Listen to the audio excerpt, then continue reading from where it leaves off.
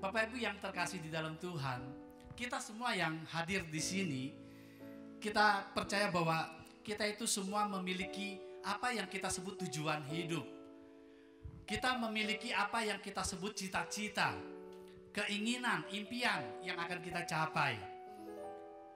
Tidak tergantung siapa saudara, apakah saudara ini sebagai orang tua, tentu menginginkan melihat anak-anaknya bertumbuh menjadi orang yang sukses, menjadi orang yang berarti, atau saudara anak-anak muda yang ingin membangun keluarga yang baru, atau mengembangkan usaha, membuat usaha yang baru, atau saudara orang yang ingin sekedar punya rencana di masa depan untuk melakukan liburan bersama keluarga dan lain sebagainya. Kita semua punya rencana, kita semua punya rancangan, kita semua punya apa yang kita inginkan.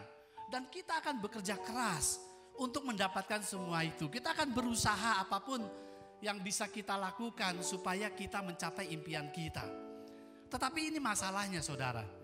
Di balik semua rancangan kita, di balik semua rencana kita, apapun yang kita lakukan, pada akhirnya semua itu bergantung kepada keputusan Allah.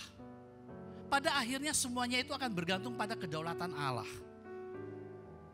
Salomo di dalam Amsal 19 ayat 21 menegaskan tentang hal ini.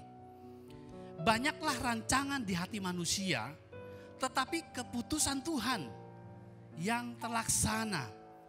Dan inilah yang selalu menimbulkan problem di dalam kehidupan kita. Masalah di dalam kehidupan kita polemik. Bagaimana sampai rencana yang kita buat, rancangan yang kita buat, ini selaras dengan rencana Tuhan.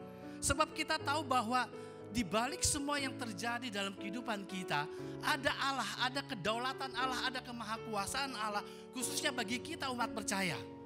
Bahwa Dia punya rencana dalam setiap kehidupan kita. Dan ini yang selalu menjadi polemik, bagaimana kita bisa menyelaraskan antara kedaulatan Allah dalam hidup kita dengan tanggung jawab kita sebagai manusia. Ini yang akan menjadi topik bahasan kita pagi hari ini.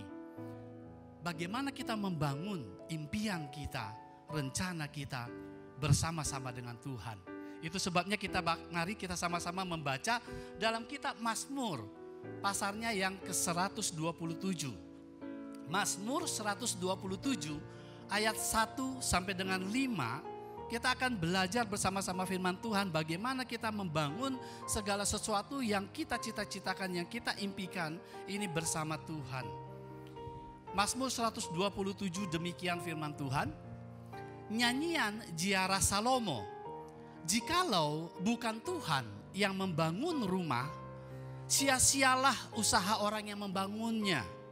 Jikalau bukan Tuhan yang mengawal kota, sia-sialah pengawal berjaga-jaga.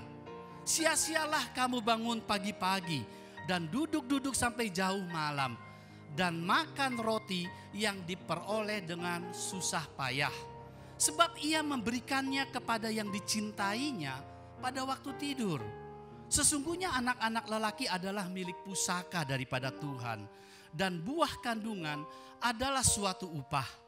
Seperti anak-anak panah di tangan pahlawan, demikianlah anak-anak pada masa muda. Berbahagialah orang yang telah membuat penuh tabung panahnya. Dengan semuanya itu, ia tidak akan mendapat malu apabila ia berbicara dengan musuh-musuh di pintu gerbang. Bapak Ibu yang terkasih di dalam Tuhan, kalau kita membaca Mazmur ini diberi judul nyanyian ziarah Salomo. Ada satu kata penghubung yang sebenarnya tidak diterjemahkan di dalam bahasa aslinya. Di mana kata penghubung ini bisa diterjemahkan seperti ini. Nyanyian ziarah kepada Salomo. Atau bisa juga diartikan nyanyian ziarah dari Salomo, milik Salomo. Itu sebabnya para sarjana Alkitab menafsirkan ayat ini ada dua pandangan. Yang pertama, Mazmur ini ditulis oleh Daud memberi nasihat kepada anaknya Salomo untuk membangun rumah, melibatkan Tuhan di sana. Kita tahu sejarah kehidupan Daud. Daud ketika Tuhan mengaruniakan kedamaian, keamanan kepadanya.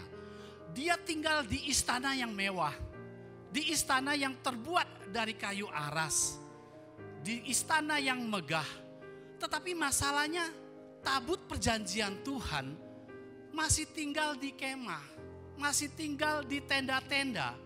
Itu sebabnya Daud yang punya hati yang tulus ini, dia punya hati yang benar di hadapan Tuhan ini, dia rindu. Masa aku sudah tinggal di istana yang mewah, yang megah, tetapi Tuhan sendiri tinggal masih di kemah dan di tenda. Itu sebabnya ketika Tuhan mengaruniakan keamanan kepadanya, akhirnya Daud berbicara kepada Nabi Nathan. Kalau saudara membaca dalam kehidupannya dalam 2 Samuel, Daud berbicara kepada Nabi Nathan bahwa dia ingin membangun sebuah rumah yang indah juga untuk Tuhan. Dan Nathan kemudian berkata, baik sekali tujuan kamu, lakukanlah apa yang menurut kamu baik. Tetapi kemudian Allah berbicara kepada Nathan. Allah berbicara tentang maksud Daud ini. Dan ternyata Allah tidak suka. Allah tidak senang dengan rencana Daud. Apa yang Daud pikirkan, yang dia pikir ini untuk Tuhan, dengan hati yang tulus ingin membangun rumah buat Tuhan, ternyata Tuhan berkata, memangnya siapa yang menunjuk engkau untuk membangun rumah bagiku? Atau kalau bahasa Betawinya bilang begini, emang siapa yang nunjuk lu? Siapa yang nyuruh lu bikin gitu ya? Jadi Allah tidak berkenan. Dikatakan bahwa sekalipun Daud bermaksud baik, tapi itu bukan rencana Tuhan. Dan Tuhan akhirnya menjelaskan, sejak aku membawa keluar umatku Israel dari perbudakan Mesir, sekalipun aku tidak pernah meminta kepada pemimpin Israel, hakim-hakim Israel yang aku angkat bagimu untuk mendirikan rumah bagiku. Sebab kita tahu, bagi Allah, langit adalah tahtanya, bumi adalah tumpuan kakinya. Rumah apa yang ingin engkau buat aku? Dan kemudian kalau kita membaca di dalam sejarahnya saudara, di dalam 1 Tawarik 28 ayat 2-3, di situ Daud berkata jujur, dia menuliskan kenapa Allah tidak mau Daud yang membangun rumah bagi Tuhan. Di situ dikatakan, aku bermaksud hendak mendirikan rumah perhentian untuk tabut perjanjian Tuhan dan untuk tumpuan kaki Allah kita. Juga aku telah membuat persediaan untuk mendirikannya. Tetapi Allah telah berfirman kepadaku, engkau tidak akan mendirikan rumah bagi namaku, sebab engkau ini seorang prajurit dan telah menumpahkan darah. Jadi Tuhan tidak mau Daud membangun rumah Tuhan yang suci, yang kudus, yang mulia ini, karena Daud tangannya penuh darah. Dia berperang terus, dia menghancurkan bangsa-bangsa, bahkan dia membunuh Uria, dia berzina dengan Betsheba. Dia tidak mau tangan Daud yang membangunnya. Tetapi justru sebaliknya, Allah berkata, justru aku yang akan membangun rumahmu. Allah berkata seperti itu. Aku yang akan memunculkan satu keturunan dari keturunanmu yang akan bertata selama-lamanya dan digenapi di dalam Kristus. Nanti pada saat kedatangan yang kedua kali, anak Daud ini yang akan bertata di tatah Daud selama-lamanya. Ya, tetapi di sini dikatakan masih kepada Salomo, anaknya ini. Ia telah berfirman kepadaku, Salomo anakmu yang akan mendirikan rumahku dan pelataranku, sebab aku telah memilih dia menjadi anakku dan aku akan menjadi bapaknya. Itu sebabnya beberapa teolog mengatakan ini adalah Mazmur Daud. Bapaknya ingin memberi nasihat kepada anaknya.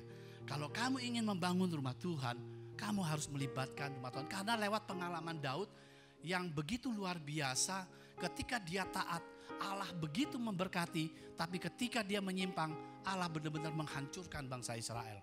Ya, tetapi ada lagi yang mengatakan tidak, ini Mazmurnya Salomo. Mazmur yang dibuat oleh Salomo. Karena kalau saudara membaca di dalam ayat yang kedua, di situ ada kata-kata yang dikatakan bahwa Allah memberikannya kepada yang dicintainya pada waktu tidur. Kepada yang dicintainya ini saudara, ini sebenarnya dari kata istilahnya adalah yadid ya, atau yedija. Ini adalah nama yang diberikan Allah kepada Salomo ketika Salomo lahir. Dicatat dalam 2 Samuel 12 ayat 25. 2 Samuel 12 ayat 25 dikatakan, dengan perantaraan Nabi Nathan, Allah menyuruh menamakan anak itu, Salomo, Yedija. Atau artinya Yahweh, yang dikasihi oleh Yahweh. Oleh karena Tuhan. Itu sebabnya ini memang ditulis oleh Salomo, begitu ya. Tapi kalau kita lihat saudara, Salomo juga punya pengalaman yang luar biasa. Karena waktu dia dia naik tahta, kerajaannya itu damai. Kerajaannya itu kaya raya, makmur. Tidak ada musuh-musuh yang berani melawan bangsa Israel. Itu sebabnya Salomo begitu diberkati dan dia membangun rumah Tuhan. Tetapi Tuhan sudah berbicara kepada Salomo bahwa dia akan menguduskan rumah yang dia bangun. Dia akan mengokohkan rumah yang akan dibangun selama engkau hidup seperti bapakmu Daud. Hidup seperti Daud yang tulus dan benar, yang selalu taat, hidup menurut ketetapan-ketetapan dan perintah-perintah Tuhan. Jikalau engkau melakukan itu, bahkan Allah berjanji akan mengokohkan kerajaannya selama-lamanya. Dan kita tahu pada akhirnya, di balik kenyamanan, ketenangan, kemakmuran, keamanan yang Tuhan berikan, akhirnya Salomo menikah dengan 1000 istri. Ya saudara bayangkan 1000. Nggak usah dibayangkan, satu aja udah repot ya. Untuk menyenangkannya aja sudah repot, ya nggak usah dibayangkan. 700 istri dan 300 gundik. Dan saudara akhirnya kita lihat Tuhan sudah memberikan peringatan kepada Salomo. Jangan engkau hidup dengan orang-orang yang tidak mengenal Allah. Karena Tuhan tahu bahwa orang-orang ini nanti akan membawa Salomo hatinya condong kepada yang lain. Dan benar terjadi. Istri-istrinya membuat Salomo akhirnya jatuh ke dalam penyembahan berhala. Bahkan membuat seluruh bangsa Israel menyembah berhala. Itu sebabnya Tuhan bukan hanya menghancurkan bangsa Israel, rumahnya sendiri, rumah Allah, dihancurkan lewat kerajaan Babel. Dikatakan tidak ada satu batu pun, kata Yesus, yang akan tinggal diam di atas satu batu yang lainnya. Dan Tuhan itu hancurkan dari Salomo, bahkan dari bait Allah yang kedua yang dibangun oleh Herodes. Jadi pengalaman inilah yang sebenarnya dialami oleh Salomo. Dan dia sebenarnya sudah mendapat peringatan-peringatan dari Allah. Kalau bukan Allah yang membangun. Jadi kalau kita lihat di sini, tidak peduli saudara, apakah ini ditulis oleh Daud bapaknya kepada nasihat kepada anak-anaknya, atau Salomo yang nulis, pesannya sama. Pesannya cuma satu. Segala sesuatu itu bergantung pada kedaulatan Allah. Kehendak Allah yang pasti terjadi. Makanya tadi lagu dikatakan tidak ada yang mustahil bagi Allah. Ketika Allah ingin bertindak, apapun pasti terjadi. Ya, apapun yang kita inginkan, apapun yang kita ingin kerjakan dan usahakan, itu harus selalu melibatkan Tuhan. Sebab Tuhan yang memegang kendali dari segalanya. Allah yang menentukan hasil akhirnya. Atau dengan kata lain, kalau kita tidak melibatkan Allah, maka semua yang kita kerjakan itu akan menjadi sia-sia. Menjadi tidak ada artinya. Dan ini ditegaskan juga oleh Yakobus di dalam surat Yakobus pasal 4 ayat 13 sampai 15. Yakobus dengan tegas menulis seperti ini. Jadi sekarang hai kamu yang berkata, hari ini atau besok kami berangkat ke kota Anu. Dan di sana kami akan tinggal setahun dan berdagang serta mendapat untung. Sedang kamu tidak tahu apa yang akan terjadi besok. Apa arti hidupmu? Hidupmu itu sama seperti uap yang sebentar saja kelihatan lalu lenyap. Sebenarnya kamu harus berkata, jika Tuhan menghendakinya, kami akan hidup dan berbuat ini dan berbuat itu. Itu sebabnya kalau kita membaca di dalam Mazmur ini mengajarkan kita, seperti apa sih melibatkan Tuhan? Seperti apa sih membangun semua impian kita itu bersama Tuhan, membangun bersama Tuhan? Kalau kita lihat di dalam Mazmur ini saudara, Mazmur ini dibagi menjadi 3 bagian. Bagian pertama itu ayat pertama dan ayat kedua. Ini bicara statement of faith, keyakinan iman, ya, bahwa kalau membangun tanpa melibatkan Tuhan, semua sia-sia. Dan bagian yang kedua itu ayat yang ketiga dan keempat berbicara bahwa sesungguhnya Allah adalah sumber dari segala berkat. Allah sumber dari segala berkat. Dan ayat kelima itu kesimpulan atau janji yang Tuhan berikan kepada pemazmur ini. Jadi kalau kita lihat, kita akan membahas ayat 1 dan kedua saja pada hari ini karena waktunya yang tidak cukup, ya. Jadi kita konsentrasi ke ayat 1 dan 2. Di mana ayat 1 dan 2 ini satu unit kesatuan. Kalau saudara membaca, di situ ada 3 kata sia-sia. Sia-sialah orang yang membangun rumah tanpa melibatkan Tuhan. Sia-sialah orang yang mengawal kota tanpa melibatkan Tuhan. Sia-sialah orang yang bangun pagi-pagi, duduk sampai jauh malam. Jadi ini membuat menjadi satu kesatuan tentang kesia-siaan dan juga kontras antara kalau Tuhan yang membangun dengan manusia yang membangun. Kontras dua ini. Jadi bicara tentang kalau Tuhan yang membangun dengan manusia yang membangun, Tuhan yang menjaga atau manusia yang menjaga. Di sini kata membangun rumah ini punya 2 arti saudara. Apakah itu benar-benar artinya rumah Tuhan bait Allah? Karena kita tahu di dalam Salomo dan Daud ini fokus utama kehidupan orang Yahudi itu bait Allah. Di mana ketika mereka melakukan hukum-hukum Taurat, Allah hadir di situ. Allah membela mereka, Allah menuntun mereka, Allah melindungi mereka. Ya, tetapi arti bait ini juga bisa artinya keturunan, garis keturunan. Kalau kita melihat di dalam 2 Samuel 7 ayat 11, kata bait digunakan di sana tetapi bicara keturunan. Makanya ketika Daud mengatakan, aku akan membangun rumah bagi Tuhan. Tapi Tuhan sendiri yang berkata, aku yang akan membangun rumahmu.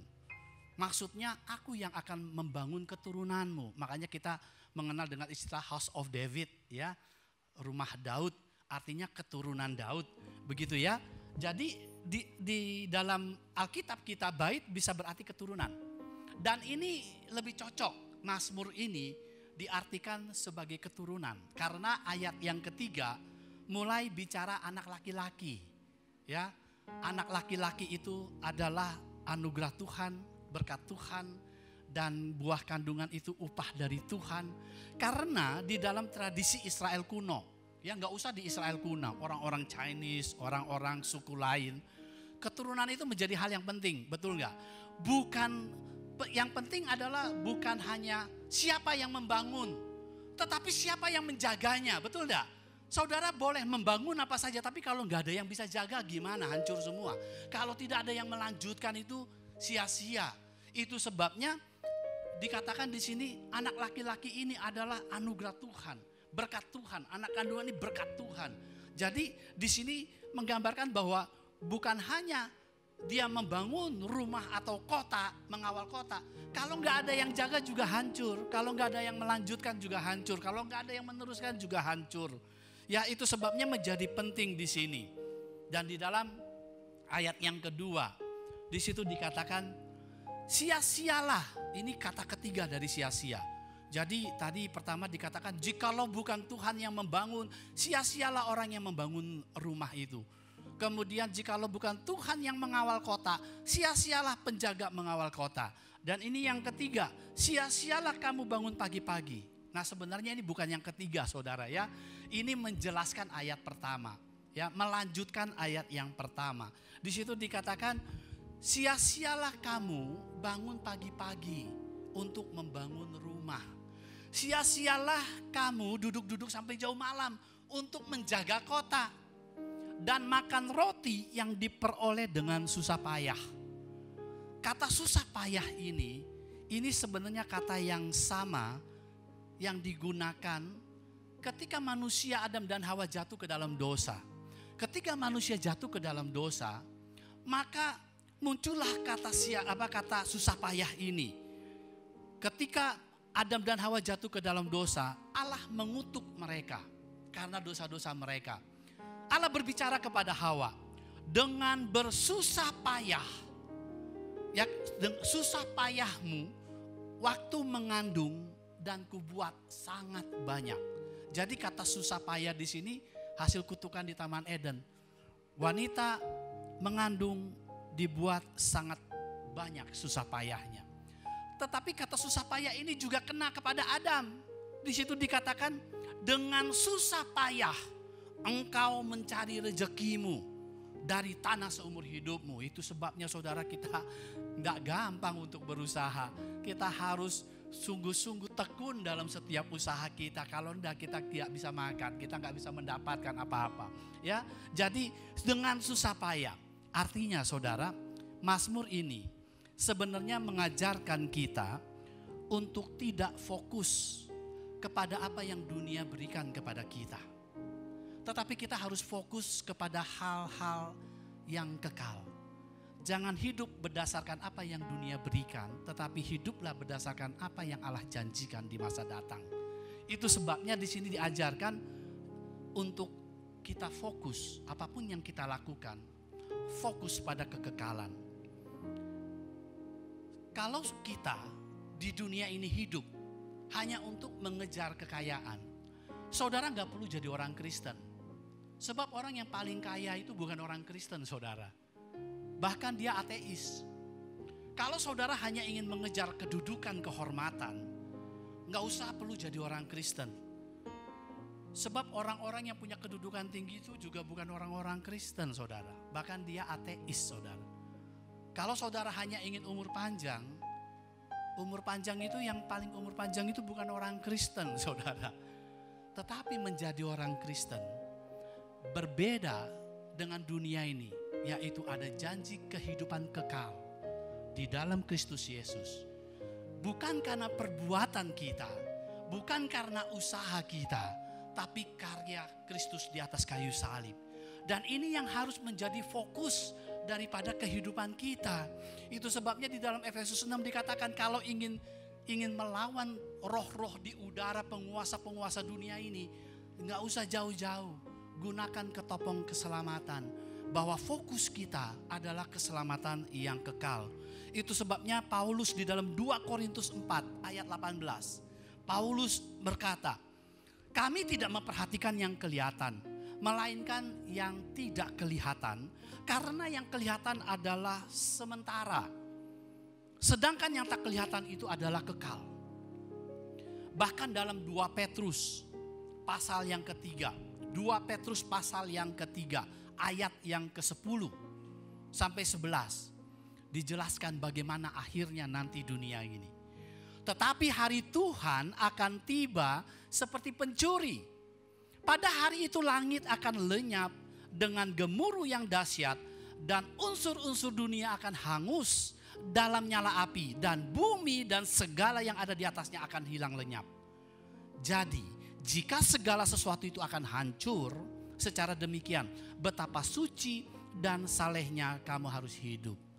Jadi ayat ini mengajarkan dengan susah payah kita mencari makan, kita mencari membangun rumah kita, kerajaan kita, tapi pada akhirnya semua akan lenyap dan Tuhan akan memulihkan dalam Yerusalem yang baru. Itu sebabnya kalau saudara melihat di dalam ayat yang kedua, ini dipertegas lagi. Sebab ia memberikan roti yang dicarinya untuk makan dengan susah payah itu, sebab ia memberikan kepada yang dicintainya pada waktu tidur. Nah, ini terjemahannya mungkin kurang tepat ya, karena hanya untuk supaya lebih mudah dipahami. Tapi kalau saudara menafsirkan dengan tepat teks arti dari bahasa aslinya, sebenarnya begini.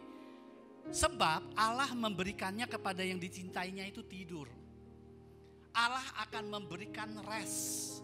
Allah akan memberikan ketenangan. Allah akan memberikan kedamaian. Itu sebabnya Yesus mengajarkan, marilah engkau yang letih lesu dan berbeban berat.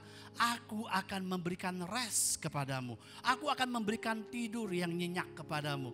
Allah akan memberikan ketenangan batin. Allah akan memberikan ketenangan rohani. Ya, bukan hanya dikejar-kejar sesuatu oleh dunia ini menjadi stres, menjadi tertekan. Tetapi dengan mengandalkan Allah, mengandalkan kekuatan Tuhan, kita bisa hidup lebih tenang. Karena kita percaya semua ada dalam kendali Allah. Itu sebabnya di sini dikatakan Allah akan memberikannya dia tidur. Allah akan memberikan dia rest. Allah akan memberikan dia ketenangan batin. Ya, itu sebabnya saudara, kalau kita melihat di dalam teks-teks ini, ada beberapa hal yang perlu kita perhatikan. Poin-poin penting yang kita bisa pelajari.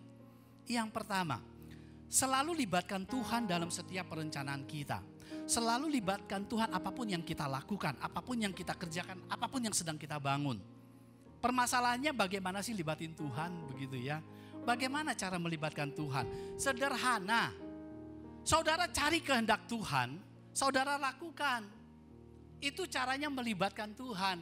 Cari kehendak Tuhan dan lakukan. Masalahnya gimana sih cari kehendak Tuhan? Nah itu lagi. Saudara ingin tahu kehendak Tuhan, jangan nunggu mimpi-mimpi. Enggak usah nunggu penglihatan. Buka Alkitab saudara. Baca firman Tuhan. Mengerti firman Tuhan. Lakukan firman Tuhan. Itu melibatkan artinya. Sebab Tuhan sudah berbicara kepada kita. Dari sejak penciptaan. Manusia jatuh ke dalam dosa. Dan bagaimana Tuhan memulihkan. Sampai kitab Wahyu. Bahwa Allah akan memulihkan. Semua yang Allah inginkan. Yang Allah ingin tunjukkan kepada kita. Semua ada dalam Alkitab ini. Semua ada dalam kitab suci ini, dalam firman Allah. Semuanya. Jadi kalau saudara ingin benar-benar melibatkan Tuhan, artinya saudara harus benar-benar mendengar firman Tuhan dan mengerti firman Tuhan dan lakukan firman Tuhan. Sebab kalau saudara semakin mengerti firman Tuhan, saudara akan punya hikmatnya Allah. Saudara akan punya petunjuk-petunjuk hidup Allah. Saudara akan tahu apa yang harus saudara lakukan ketika situasi berubah, ketika keadaan berubah dalam kehidupan kita. Kita siap sebab Allah sudah memberikan banyak contoh dari Alkitab apa yang Tuhan inginkan ketika kita menghadapi masalah. Apa yang Tuhan inginkan ketika kita diberkati. Apa yang Tuhan ingin kita lakukan ketika Allah ingin kita melakukan menjadi berkat bagi banyak orang. Semua ditulis di sini. Tidak ada yang terlewatkan dari Kejadian sampai Wahyu. Itu sebabnya semakin saudara mengerti firman Tuhan, saudara akan penuh hikmat. Saudara akan penuh bijaksana.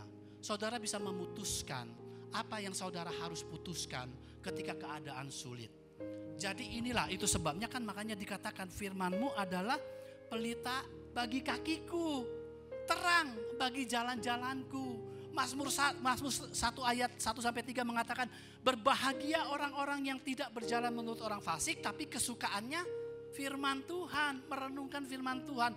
Dia akan seperti pohon yang dibangun di tepi aliran sungai. Dia akan bertumbuh. Yesus berkata kepada murid-muridnya, benih yang ditabur di tanah yang baik adalah orang-orang yang mendengar firman Tuhan.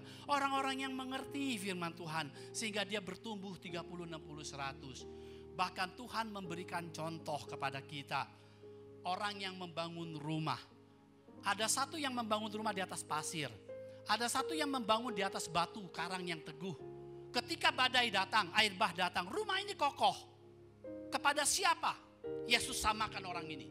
Orang ini adalah orang-orang yang mendengar firman Tuhan, yang mengerti firman Tuhan, dan yang melakukannya. Dia membangun rumah yang kokoh. Itu sebabnya penting untuk kita terus belajar firman Tuhan.